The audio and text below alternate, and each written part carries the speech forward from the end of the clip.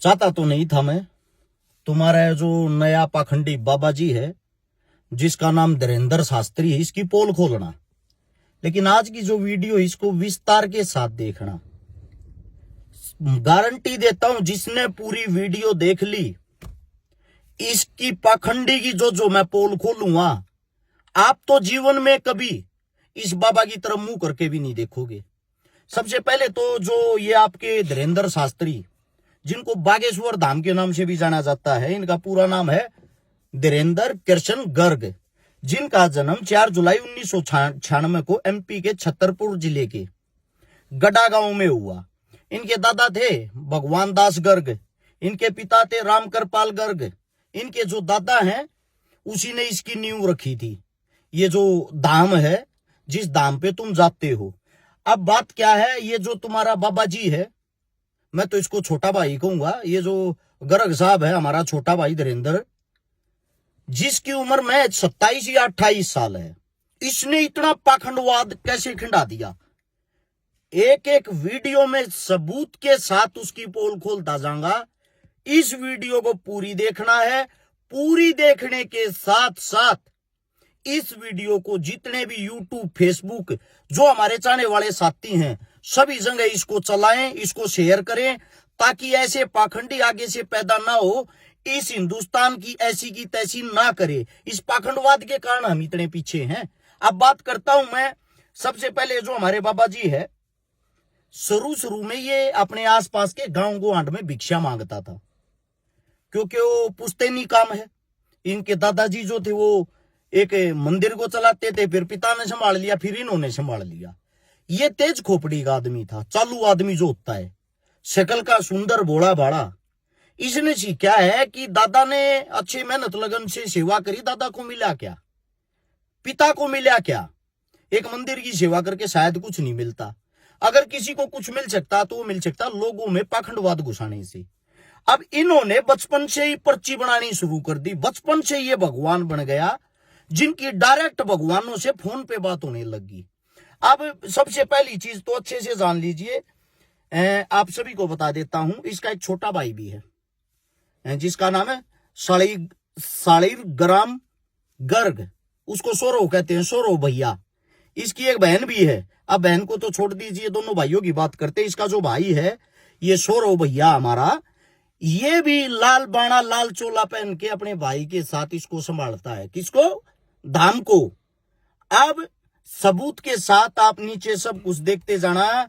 जो ये सौरव जी है, इनको एक बराबर में SC ST समाज के अंदर, दलित समाज के अंदर एक गरीब बेटी की शादी थी। उस शादी के अंदर जाके मारपीट की, तोड़फोड़ की और तमंचा निकाला। नशा करते हुए तमंचा निकाल के तमंचा घुमाया, जिसके तहत मुकदमा दर्ज हुआ, जिसमें SC ST एक्ट लगा। बात है 11 फरवरी की। और जो धारा लगी उसके अंदर, वे धारा लगी 294, 323, 506, 427। इसके तहत बमीठा थाना पुलिस के पास मामला दर्ज हो गया। अब मामला दर्ज हो गया तो बागेश्वर बाबा जी की डायरेक्ट जब भगवानों से ही बातें हैं, तो अपने भैया को ऐसे की ऐसे छुड़ा लाए। अगर कोई गरीब आदमी होता तो शायद 3 महीने से पहले जमानत का कोई प्रावधान नहीं था। अब इससे आगे आते हैं, इन दोनों भाइयों को ही जो हिंदू राष्ट्र बनाने की बात करते हैं, दलितों से बड़ी शिकायत रहती है। वीडियो के अंदर आप देख सकते बस छूना नहीं है, मैं अछूत आदमी हो। एक दलित पैर छूता तो बाबा जी कहते हैं दूर रहो हमारे से, हमारे पैरों को हाथ मत लगाओ वरना हम अछूत हो जाएंगे। छोटा भाई तो पीटता है दलितों को तमंचे के साथ, नशे करके, नशे की धुत हालत में।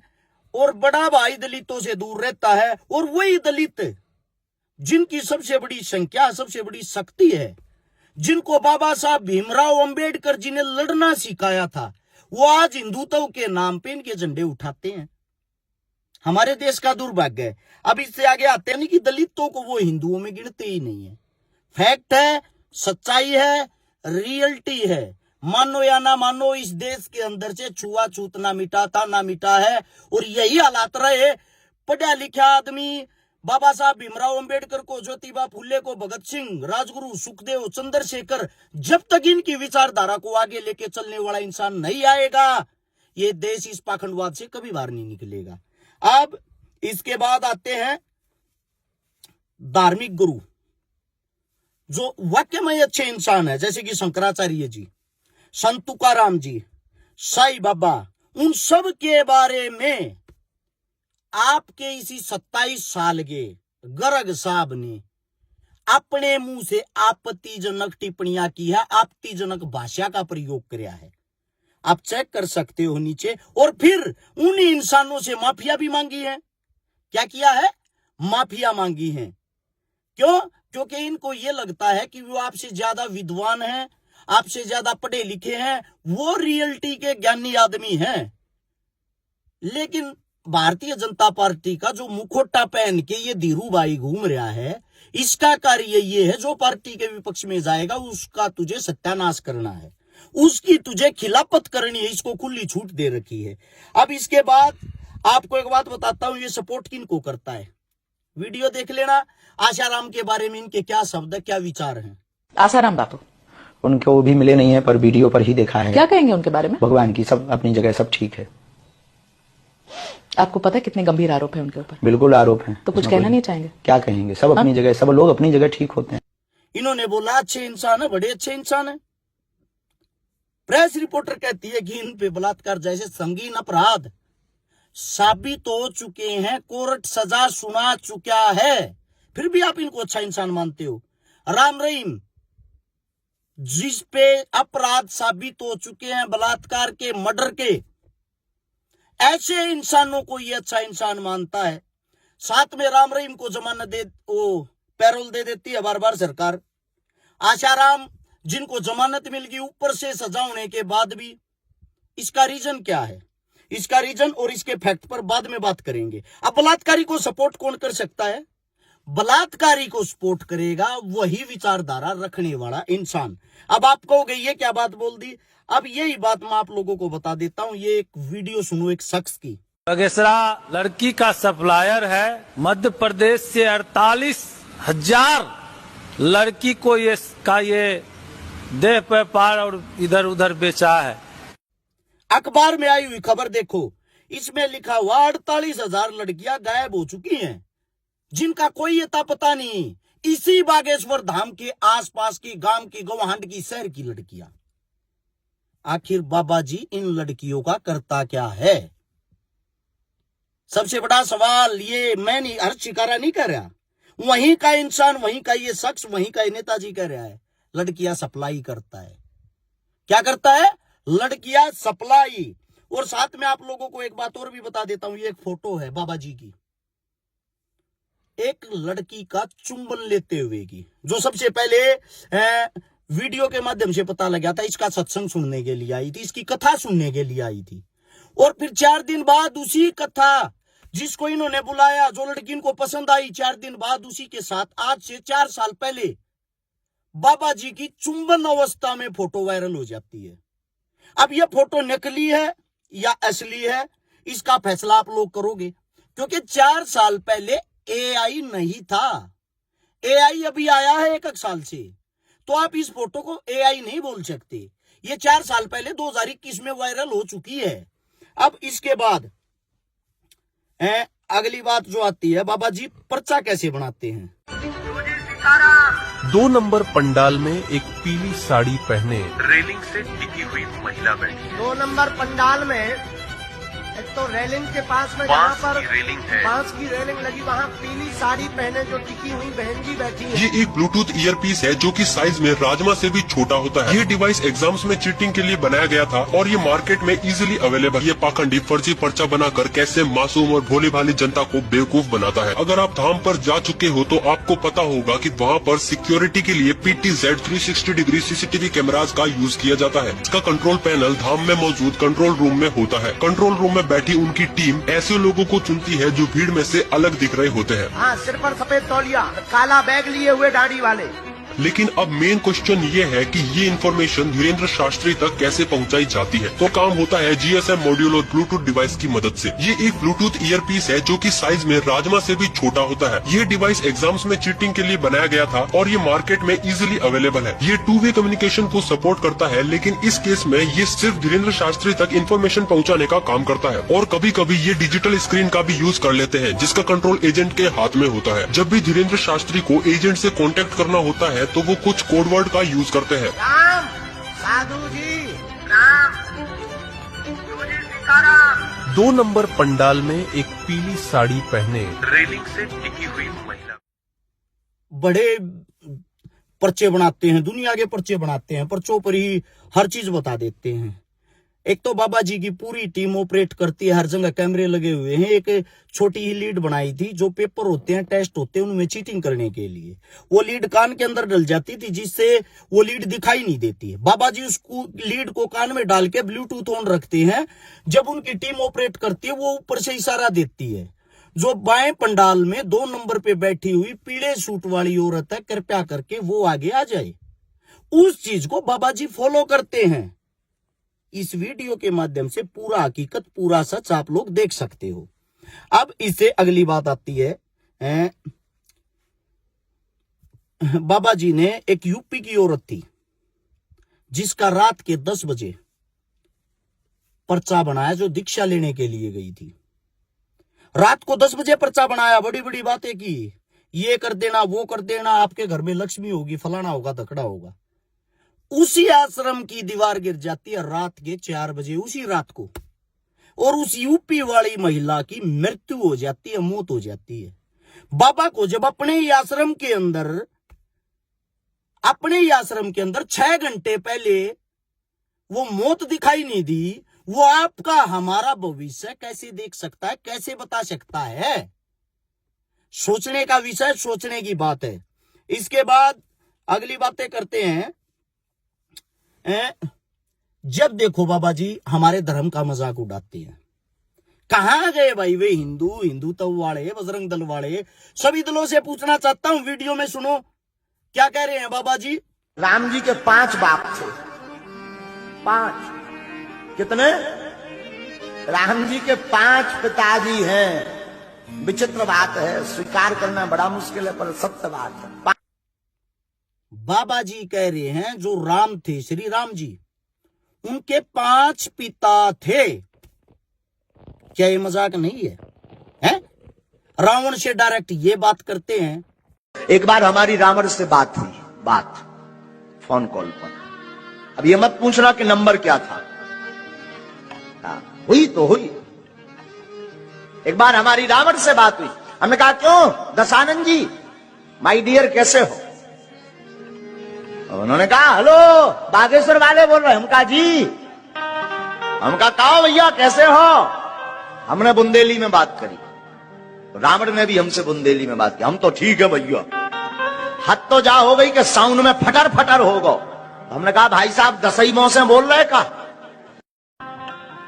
क्या ये मजाक नहीं है? हनुमान डायरेक्ट इनकी सुनते हैं।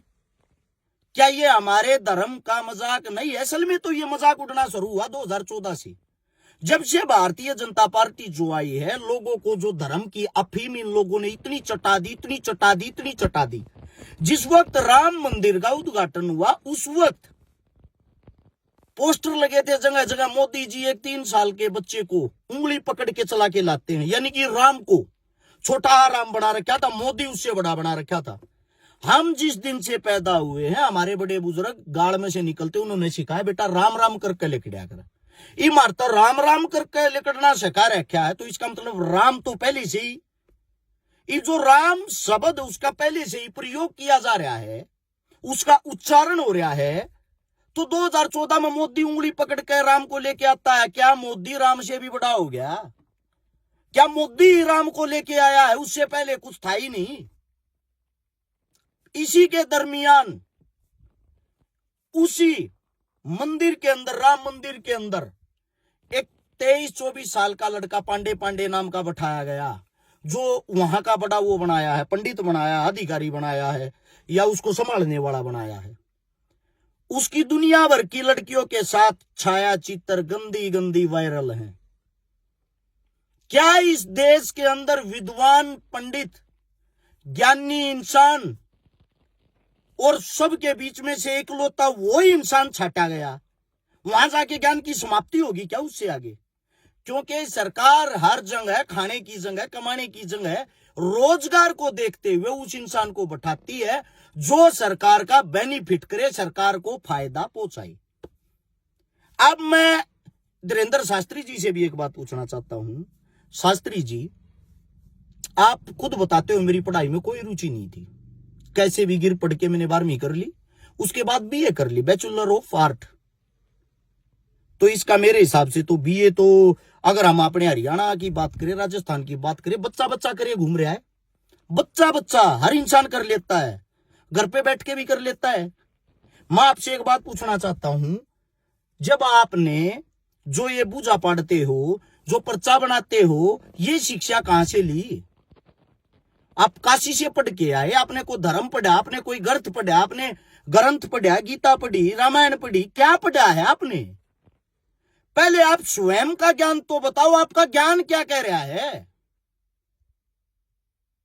मेरे हिसाब से तो आपने दो चीजें पढ़ी है, हिंदू मुसलमान कैसे हो, लोगों को बहलाया फुसलाया कैसे जाए। अब दुख की बात, जिस इंसान का मतलब एक सोच शक्ति, समझ शक्ति शून्य हो, वो इंसान ये कहता है हम हिंदुस्तान के नहीं, पूरे विश्व के सबसे महंगे बाबा हैं। 1 करोड़, करोड़ बोलना नहीं आता, 1 करोड़ से भी हम बहुत कॉस्टली गुरु हैं। हाँ, भारत के सबसे महंगे गुरु हम ही हैं वर्तमान में। एक सीआर तो चाहिए ही चाहिए कथा के लिए। 1 करोड़ रुपया लेते हैं कथा करवाने के, और तुम अंधभक्त हो। अगर कोई कथा को बेच रहा है तो खरीदार कौन है? कौन खरीदता है? आप ही तो खरीद रहे हैं। हम अगर भागवत 50 लाख में बेच रहे तो आप ही खरीदते हैं, तो असली जिम्मेदार तो आप हैं। हम भले ही खूब दुकान सजा लें, आप ना खरीदो तो क्या हम खाक कर दें? हॉल में खूब भीड़ आ गई है भक्तों के, पागलों की यहाँ खूब फौज खड़ी हो गई है, पागल ही पागल जुड़ रहे हैं यहाँ रिकॉर्ड। तुम पागल हो, क्यों करवाते हो हमारे से, क्यों सुनते हो? सोचने की बात यह है, जिसको आप धर्म प्रचारक, धर्म गुरु, हिंदू का रक्षक, हिंदू का रखवाला समझते हो, वो इंसान अगर आपको हिंदू का प्रचार करने के लिए हरियाणा की किसी कोने में या हिंदुस्तान के किसी कोने में बुलाना, तो पहले 1 करोड़ रुपया तो बाबा जी की फीस देनी है। उसके बाद कम से कम 10 उनके भक्तों के लिए और उसकी टीम के लिए वैनिटी वैन होनी चाहिए। उसके बाद जिस भी क्षेत्र में जागा, जिस भी एरिया में जागा, जो पंडाल हो, कम से कम 40 से 50 लाख रुपए का वाटर प्रूफ टेंट चाहिए, बड़े वाला पंडाल। उसके बाद कम से भी कम 20,000 आदमियों की खाने पीने की व्यवस्था हो। बाबा जी के जो 200 पर्सनल आदमी आएंगे, 200-300 पर्सनल आदमियों की 200-300 पर्सनल सिक्योरिटी का खाना पीना A1 क्लास का होना चाहिए। उसके बाद बाबा जी तुम्हारे मुंह पे बैठकर तुम्हारे को पागल, बेवकूफ, भक्तों, इस लैंग्वेज में तुम्हारे को भड़का के, बहला के, फुसला के बाबा जी अपनी पैसों की गांठ बांध के चले जाएंगे। प्रोग्राम करवाने वाला हिसाब लगाता है तो पता लगता है प्रोग्राम तो 3 करोड़ रुपए में हुआ। यानी कि बाबा जी प्रचार करने के लिए आपकी जेब से 3 करोड़ रुपए लगा के तब आपका प्रचार करते हैं। हिंदुत्व का कोई फ्री में नहीं करते, कोई एहसान नहीं करते। अब ये जितनी यात्रा निकालते हैं, इसकी दुकानदारी उतनी बड़ी होती जाती है। उतनी बड़ी दुकानदारी होगी, उतने बड़े इसके रेट होंगे। अच्छा, अब आते हैं इससे अगली बात पे। आप बात करते हो हिंदू मुस्लिमों की। सबसे पहले तो एक बात समझ में नहीं आई, कहते हो ये टोपी वाले, ये मुल्ले, ये कटमुल्ले, इन शब्दों का कौन सा बाबा प्रयोग करता है, कौन सा बाबा उच्चारण करता है? धार्मिक गुरु मेरे को तो लगता नहीं कोई करता होगा, ना कोई हिंदू करेगा ना कोई मुसलमान करेगा। अगर कोई बाबा करता तो बाबा कहने के लायक ही नहीं है, जो समाज को भटकाने का, बहलाने फुसलाने का काम करे। बात यह आती है, इनका कहना है हिंदू राष्ट्र होना चाहिए। अब इस वीडियो को गौर से सुनना। बाबा जी गए हैं दुबई, और दुबई जिसकी गाड़ी में बैठे हैं वो एक मुसलमान की गाड़ी है। और वहां भर भर के जो प्योर मुस्लिमों का देश है, उस देश की, उस दुबई की कितनी प्रशंसा कर रहे, सुनो अब। श्री सीताराम। हम जो है आज दुबई आ गए हैं। बहुत अद्भुत जगह है। हमारी बहन जी पूनम बहन, हमारे प्रिय बड़े ही डॉक्टर अबू अब्दुल्ला साहब और पवन अहलूवालिया जी, हम सब लोग मिलकर अब जो है एयरपोर्ट से वापस जा रहे हैं, एयरपोर्ट से घर की तरफ जा रहे हैं जहाँ निवास है। अद्भुत जगह है। प्राकृतिक सुंदरता में कंस्ट्रक्शन की जो सुंदरता है वो अद्भुत है। यहाँ के लोग भी बहुत विनम्र हैं और अद्भुत सुरक्षित जगह है। पूरे विश्व में सबसे ज्यादा सुरक्षित कंट्री है दुबई। यहाँ के लोगों की एक और सबसे बड़ी अद्भुत बात है कि सभी कल्चर का, सभी मजहब का स्वाभाविक रूप से सम्मान है। ये बड़ी अद्भुत बात है। वो भी। और अब बाबा जी की दूसरी बात सुनो कि इन मुल्लान को, टोपी वालों को हमारे से कुछ ज्यादा ही दिक्कत है। अरे बाबा जी, पहले तो आप फैसला ये कर लो। आप स्वयं ये कहते हो मेरे 500-600 मुसलमान दोस्त हैं जो हमारे घर के इधर उधर रहते हैं। हमारी बहन की जो शादी करवाई उसमें जो सहयोग करा वो भी मुसलमानों ने किया। आप स्वयं कहते हो ये बातें। मैंने तो ये भी सुना कि आपकी बहन की शादी एक मुसलमान से पैसे लेकर सहयोग आपने दी। करवाई। हाँ, आज भी हमारा मित्र अभी 5 दिन पहले ही मिला, चाय भी पी, और हमारा लगभग 500-600 मुसलमान परिवार है जो आत्मा से जुड़े। और फिर आप उन्हीं लोगों को गालियां देके अपनी राजनीति चमकाते हो। इसका मतलब तो ये हुआ जिस थाली में खाना उसी थाली में छेद करना। आप ही नहीं आज तक ये सोच पाए हो मुसलमान गंदे हैं या अच्छे हैं, हिंदू मुसलमान एक होने चाहिए या नहीं होने चाहिए। समय समय पर स्वयं बयान बदलते रहते हो आप। अब आती है बात हिंदू जोड़ो यात्रा की। यात्रा का रीजन क्या था? दिल्ली से यात्रा शुरू हुई, मथुरा खत्म होगी। पहली यात्रा नहीं है, बार बार यात्रा काटते रही है। 2024 के अंदर भी, चुनाव से 1 साल पहले बिहार के अंदर भी यात्रा निकाली थी इसी बागेश्वर बाबा ने। और जो यात्रा निकाली थी, हर मंच पे, हर स्टेज पे बीजेपी कार्यकर्ता, बीजेपी का नेता आता था और वे आकर उनको संपूर्ण प्रचार करने का मौका देता था। उसका रिजल्ट, उसका नतीजा बिहार के अंदर मिल चुका है। बिहार में सरकार बन गई। अब सरकार कैसे बनती है, बहुत सारी चीजें हैं जो गौर से समझनी पड़ेगी फैक्ट के साथ। अब सरकार कैसे बनती है बिहार के अंदर? सरकार बनने का सबसे मेन जो रीजन है, वहां वोट 7,42,00,000 और चुनाव आयोग की जो रिपोर्ट उसके अनुसार वोट पोल हुई है 67% मतदान हुआ है। और वोट पड़ी कितनी है? 7,45,00,000। यानी कि जो वोट होती हैं उससे भी 3 लाख ज्यादा वोटें कैसे पड़ सकती हैं? 100 में से 100% आज तक वोट नहीं पड़ ली, तो 100 में से 101% वोट कहां से आ गई? क्या ये सोचने की बात नहीं है? इससे बड़ा मजाक हिंदुस्तान के अंदर, राजनीति के अंदर क्या हो सकता है? अब उस बिहार चुनाव पर कोई उंगली ना उठाए, इन्होंने हर चीज को पहले ही सेट कर रखा था। तो इसीलिए इन्होंने पहले करवाया दिल्ली के अंदर एक विस्फोट। हर टीवी चैनल पे खबर चल गई, मुसलमानों के नाम गाड़ी थी, मुस्लिमों ने हमला कर दिया, मुस्लिम आतंकवादी होते हैं, 3 मुस्लिम पकड़े गए। साथ में फरीदाबाद के अंदर मुसलमानों के पास 350 किलो RDX मिला। ये खबर सब जगह वायरल। हिंदू मुसलमान लोग सोशल मीडिया पर एकदम एक्टिव हो गए। अब अपना रूप संभाल लिया। ऐसी तैसी कराया बिहार चुनाव, इस मुद्दे को उठाओ, हिंदू मुस्लिम कराओ। अब क्या होता है, उस बात की जब पोल खुलती है, NIA जो जांच कर रही है, जांच के माध्यम से पता लगता है जो 3 मुसलमान पकड़े थे वे निर्दोष थे, वे छोड़ दिए। जो गाड़ी थी वह भी देवेंद्र के नाम निकली, किसी मुसलमान के नाम नहीं। फिर एक शर्मा नाम की लड़की को भी उठाया, उसको भी छोड़ दिया। यानी कि हिंदुओं से भी पूछताछ हुई, मुसलमानों से भी पूछताछ हुई। उसके बाद बात आती है फरीदाबाद 350 किलो RDX बता रहे थे। वहां के जो CP साहब हैं वो स्वयं प्रेस कॉन्फ्रेंस करके कहते हैं कि मीडिया गलत अफवाह ना फैलाएं, ये कोई RDX नहीं है, ये ब्याह शादियों में भटकाने वाला पोटास है। अब CP साहब का तो जमीर जाएगा, उन्होंने तो जो बात कहनी थी सच बोल दी। अब बीजेपी इस चीज को कवर कैसे करती? यहां से सारे सामान को उठा के जम्मू कश्मीर एक थाने में रखवा दिया।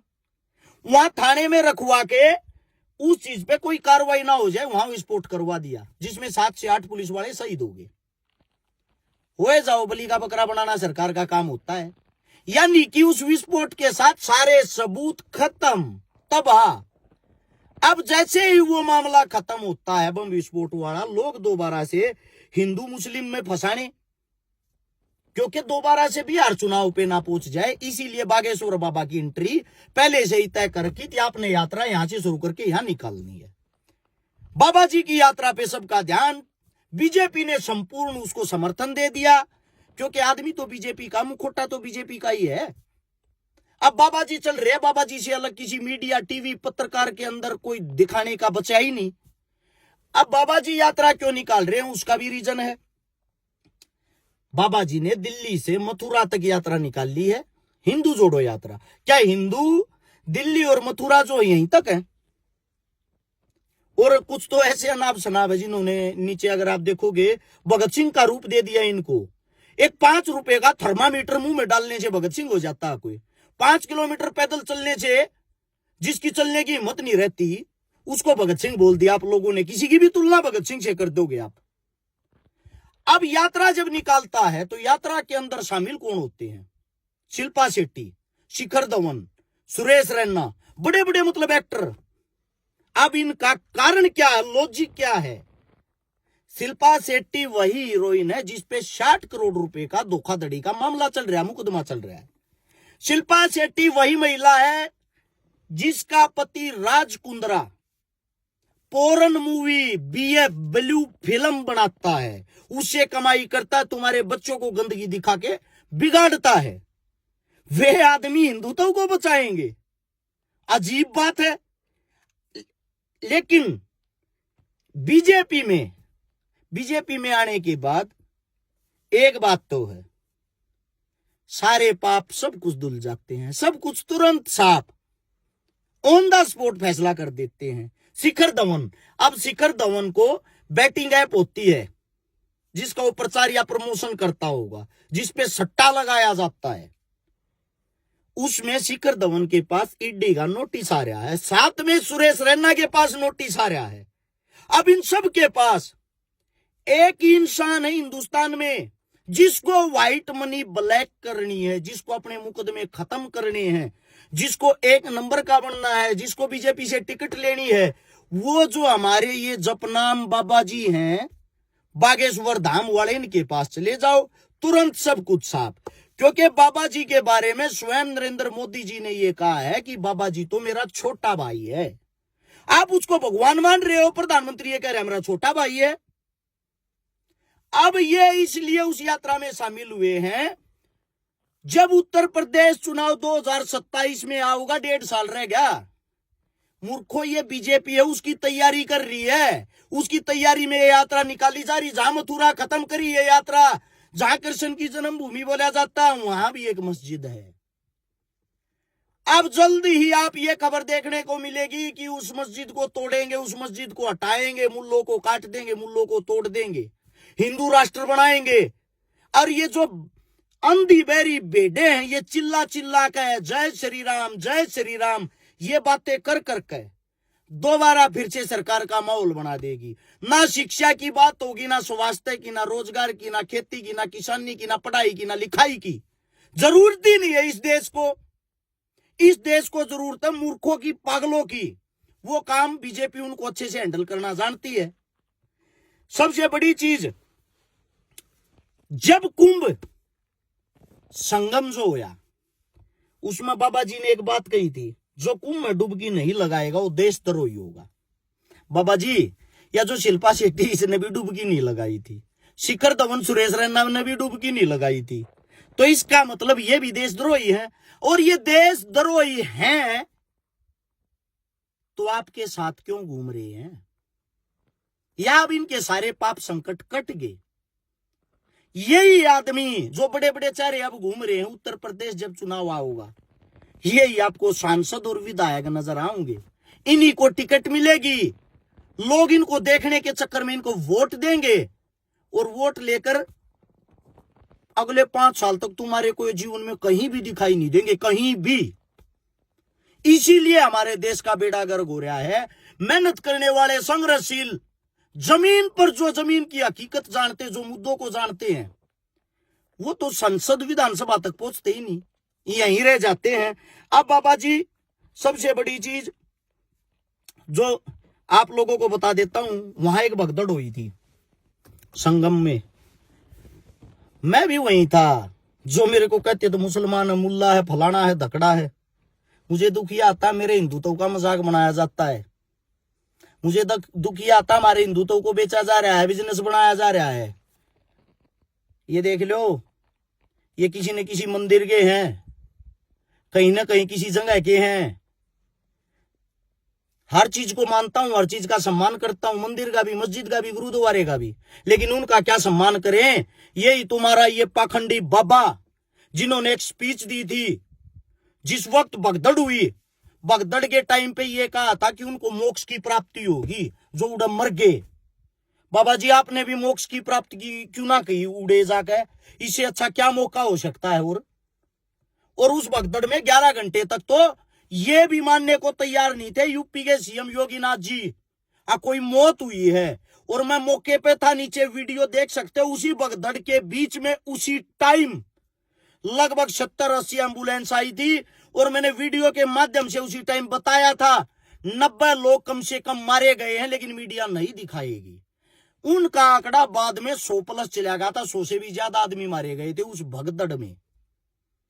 मेरा इतना ही कहना है, अगर अब भी तुम लोग पाखंडवाद को नहीं समझोगे, आप लोगों के गांव के अंदर मंदिर हैं, उनको पूजो, खेड़े हैं, उनको पूजो, तुम्हारे पितर हैं, उनको पूजो, तुम्हारे माता पिता दादा दादी हैं, उनको पूजो। उनसे बड़ा भगवान इस धरती पे कोई भी नहीं है। तुम किन किन को भगवान बना रहे हो? ऐसे ऐसे पाखंडियों को, ढोंगियों को, जिनके पास ना शिक्षा है, ना कोई नॉलेज है, ना कोई गतिविधि है। ये सिर्फ और सिर्फ एक पार्टी का प्रचार कर रहे हैं। और कुछ मूर्ख आदमी जो कह रहे हैं मैं कांग्रेसी हूं, मेरे को बोलते हैं मैं मुस्लिम हूं, मैं राजनीति के लिए सब कुछ कर रहा हूं। आप लोग अपना डाउट क्लियर कर लेना। ना तो मैंने कोई पार्टी ज्वाइन कर रखी है, ना ही संपूर्ण कांग्रेस के अंदर किसी भी नेता मंत्री के साथ मेरा फोटो नहीं मिलेगा। सिर्फ 1-2 फोटो मिल सकता है। चुनाव से पहले मुख्यमंत्री भूपेंद्र हुड्डा ने मेरे को बुलाया था, वो फोटो 1-2 प्रोग्राम में दीपेंद्र हुड्डा स्टेज पे मिल गया था। हो सकता है स्टेज पर कट्ठा का फोटो, उससे अलग किसी भी नेता के साथ मेरा कोई फोटो नहीं पाऊंगा। किसी भी नेता के साथ पानी मारने का काम अपने खून में नहीं है। और जो धमकियां देते हैं उनको एक बात कहता हूं, दबन दबान का काम भाई हमारी कौम में नहीं है। जब हमारी कौम में नहीं है तो हमारे भीतर क्यों कर हो जाएगा? वतन परस्त इंसान है हम, वतन परस्त। तुम्हारे की तरह गुलामी की जंजीरें नहीं पैर रखी। मुझे भी पता है जय श्री राम के नारे लगाने से मेरे फॉलोवर लाखों में करोड़ों में हो जाएंगे। नहीं चाहते भाई। झूठा प्रचार करने से मेरे फॉलोवर करोड़ों में हो जाएंगे, नहीं चाहते। तुम्हारी पार्टी का झंडा उठाने से भारतीय जनता पार्टी का चंद मिनटों में मेरे काम हो जाएंगे, नहीं चाहती ऐसी पार्टी ऐसे काम। भूखे मर लेंगे, भूखे का कमा लेंगे। जो हकीकत है, जो सच्चाई है वह कहांगे। बीजेपी आज जाती, काल चली जाओ, कांग्रेस आओगी, सवाल जवाब उससे भी करेंगे। और दुश्मनों को एक बात कहना चाहता हूं, खैर मनाओ। विधानसभा लोकसभा में मैं गया नहीं। एक इतनी ही ताकत मिल जाती ना विधानसभा लोकसभा में जाने की, रोड़ा पर नचा देता है ऐसे ऐसे पाखंडिया ने। जीवन बड़ा लंबा है, एक बार ही झटका दिखाऊंगे, ऐसी बात नहीं है। और जो ये मूर्ख इंसान घर में बैठ कर कुछ भूखते हैं, संभल जा, देख लेंगे, फलाना कर लेंगे, बात सुनो रे ओए कीड़े मकोड़ो। अपनी जिंदगी के हर एक दिन को आखिरी दिन समझ के जीता हूं। काल मरता, आज मर जा, कोई गम नहीं। फकर महसूस करूंगा मैं और मेरे घर के, जब तक जिया, शांत जिया, गलत चीजों के खिलाफ आवाज उठाई। ये संदेश था। अब भी अगर अंधभक्तों की आंख नहीं खुलेगी तो इस जिंदगी में कदे नहीं खुल सकती। और सभी साथियों को इतना कहना चाहूंगा, इस वीडियो को संपूर्ण हिंदुस्तान के अंदर शेयर कर देना। जितने भैया के यूट्यूब चैनल हो, फेसबुक हो, कोई कहीं भी चलाओ ना, तो मैं किसी के पास स्ट्राइक भेजा रू ना हम किसी के पास ये कहा अगर हमारी वीडियो क्यों डाली। और जितने विरोधी हैं उनसे विनती है, ये विरोध ऐसे ही करता रहना और डबल करो। मेरे को हिम्मत मिलती है फिर देखना मैं तुम्हारे को कैसे नचाता हूं और ज्यादा। सभी को राम राम।